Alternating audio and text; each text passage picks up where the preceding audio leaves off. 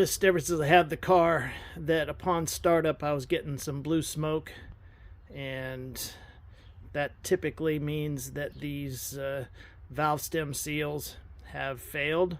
Normally it's on the inlet side, and you don't want to pull oil out of the cavity that's underneath the rocker arm covers. And for some reason, when I replace spark plugs on this side, we'll call this the rear side and not the front side, the rear side had more oil on the spark plugs than did the front side. So I'm hoping that just replacing the seals on this side is all that will be required. So the manual talks about removing a whole bunch of stuff. I'm going to kind of work backwards and see how little I have to remove or move out of the way. So we'll start with this mess in here and get it disconnected and moved off to the side or up above, whatever. And I'll bring you back when that's done. Take a little kind of, I'm thinking this cable that comes from the cruise control, these vacuum lines, this line that goes here, probably like some sort of PCV maybe. Some electrical stuff needs to get shoved out of the way. I'm hoping that this large bracket does not need to be moved, but if it does, that's not such a huge deal. These clips here got pressed together and it came out of the opening here in this bracket. I've disconnected this plug from this module.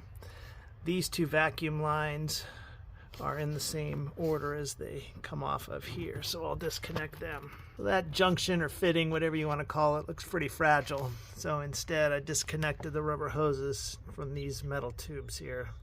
A lot safer. I'm going to remove this valve fitting switch whatever now. Well, that's not coming off out of the way. It's connected to tubes that run underneath here, end up over there. They're metal tubes. There's no moving. So I reattach that screw. I'll leave that plug clear. I did pull this connection loose off of here. Hopefully I can get these out of the way enough. Hopefully I can get this out of the way enough. So the next thing I'll do is go ahead and jump to removing the screws that hold the cover in place and see what I hit. So in order to get this screw out, I had to remove the bolt that holds this bracket, just the one, and then a fairly simple pry to just bend it out of the way, and then that freed it up. So now we'll try to find where the top ones are. I think for a number of reasons it'll be nice to have this bracket out of the way. That requires me to undo one of the dog bone bolts, probably this one here. That one doesn't do much good. That'll allow me to get this up and out of the way. I can't currently have access to get down to that screw that's holding that end of the rocker cover on. All right, getting that bolt out is pretty straightforward, even with the engine wanting to pull it, cock it. I just kept screwing it off, and got it off. When I went to install this replacement, you tighten down the other end here, that binds everything into that bracket. So in order to get loose, this plate comes off. I just started prying back up here and it popped off. Then there's that nut, and once that's loosened, that can come out of the way, and then we can take that bracket off. Buried down in there, hard to see, sorry, yeah, right there is a screw head that I cannot get to. So the next thing we're going to try is removing the upper intake manifold. With all the fancy looking screws off the top, that vacuum line disconnected, there's two air lines over there. I've disconnected the throttle body from the intake manifold, but I believe there is like an EGR pipe. Yeah, it goes from down here back underneath there. Something is certainly keeping this from wanting to move. It was just easier to remove that hose, intake hose. So those 2 Torx screws there. That hose fitting, I did get the EGR pipe loose, and then by tapping with the dead blow hammer out in here, that kind of broke the gasket loose. Once that was out of the way, I was able to get down to that bolt or that screw on the top of the rocker cover. That was pretty much a straight shot. Over here, the one that you can't see back underneath there, what I did was I placed the 10mm socket with a 1/4" drive with a magnet over, and by the way, this is an 8mm. Yeah, 8mm. And then my extension has got this kind of wobbly feature on it. I was able to insert the, I got to sneak past the extension, like right down through here. So the last thing I needed to do was, there is a plate here that screws to there using, I may as well put this back, that rusty bolt, so that I know it goes there.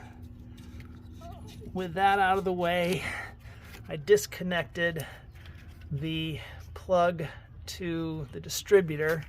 That allowed me to pull this up out from the gap that was between the lower plenum intake manifold and the rocker cover. And then the last thing, there was a connector over in here that had to get kind of moved up and out of the way.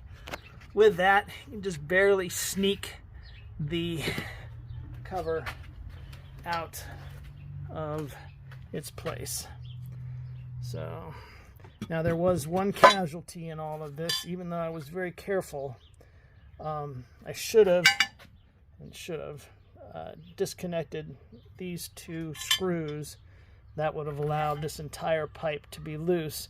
What I attempted to do was snake it out, and the casualty is that it did, I did break it. So I'm going to need a replacement. Either that, or I can look into the whole thing of EGR delete. I'll do some more research on that.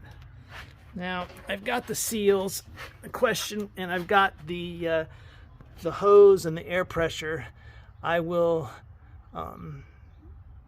pressurize the cylinder, and that will hold the valves in place.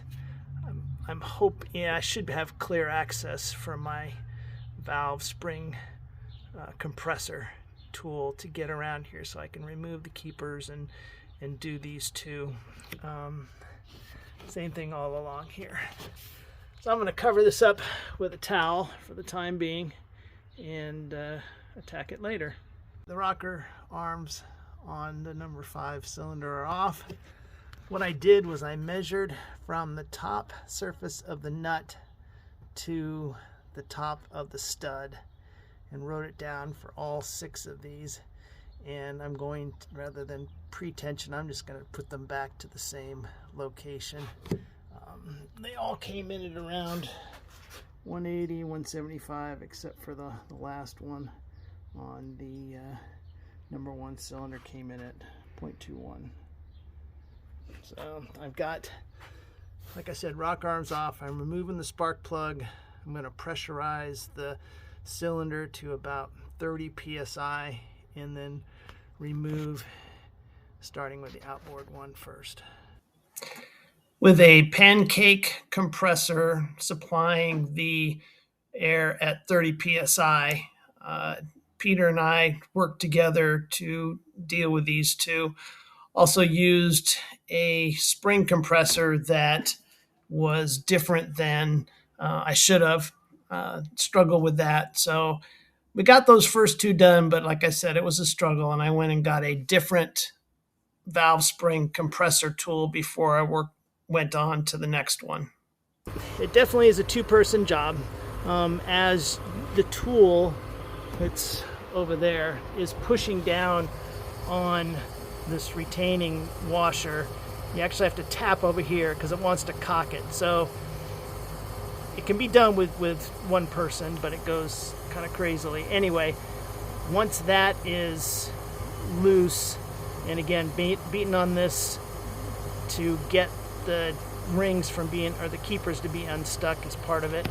I've also modified my air setup. I'm using shop air, which is normally 100 psi, but I'm regulating it down. That's doing a better job than that pancake compressor did.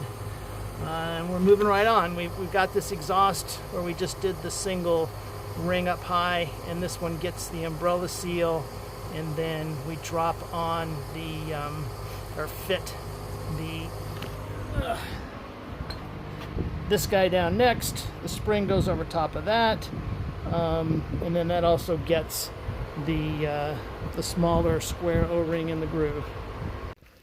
The rocker arm nuts have all been tightened down to the depth spec that I had written down and measured before. And in putting on, I cleaned up the rocker cover. In installing it, I found that it's better to kind of lead with this end, this upper corner, and kind of work it down, make sure that everything is out of the way. There's like a connector body underneath here that needs to come up and clear. It's got a new gasket on, a new Felpro gasket. So now I'll find the screws and the torque spec and tighten that down. The spec is 7 to 9 foot-pounds, which works out at 7.5 in the middle, and that's 90 inch-pounds. So I got out my smaller 1/4 inch drive and set it at 90 and torqued them all down. Again, thanks to the wobbly end. There you go. The wobbly end of the extension. I was able to get to that one that's down in that corner. There, way down in that, right there. I'm going to go through and tuck all of this stuff back in, that wire harness, some of the stuff back there. I'm going to remove the gaskets off of the upper plenum and off of the throttle body. I have replacements for those, and then we'll install the, oh, there is a hose. Actually, it's that hose that's sitting up on top. I will install that, and then also get the replacement EGR valve. Decide how I'm going to best install the replacement for that. The 3 gaskets have been pulled off, scraped clean. Some memory cloth to make sure everything's nice and smooth. Blew out all the openings. That's just placed there. I'm gonna dig out the gaskets and get ready for the next step.